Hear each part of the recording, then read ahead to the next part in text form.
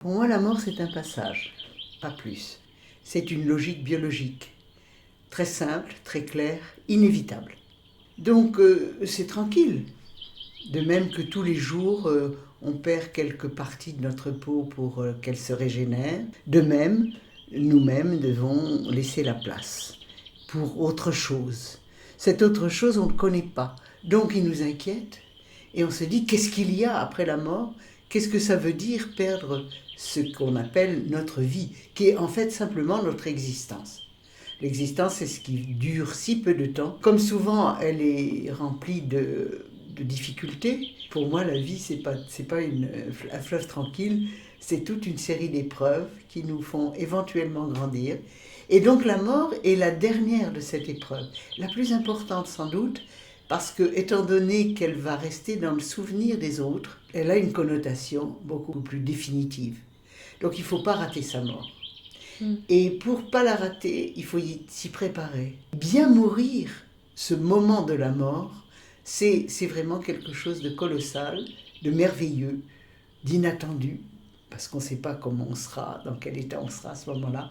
Et donc la préparation suppose de s'assouplir, d'accepter, d'être non pas résigné, mais acquiescent, presque heureux de partir. Donc, laissons le chagrin aux autres s'ils veulent, ils veulent évidemment en éprouver, mais gardons pour nous la sérénité. Et la mort des autres me touche beaucoup plus que la mienne, bien sûr, puisque il va falloir que j'assume l'absence, et d'abord que j'assume la présence du mort.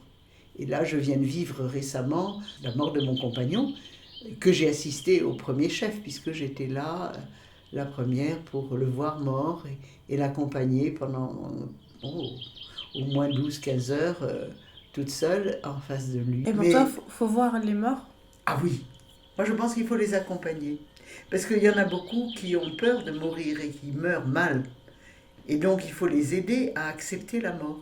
Donc moi je suis très soucieuse, quel que soit le mort. Mon père, ça a été terrible, il ne voulait pas mourir, c'était affreux, il s'accrochait. Et il voulait nous assassiner pour prendre notre jeunesse.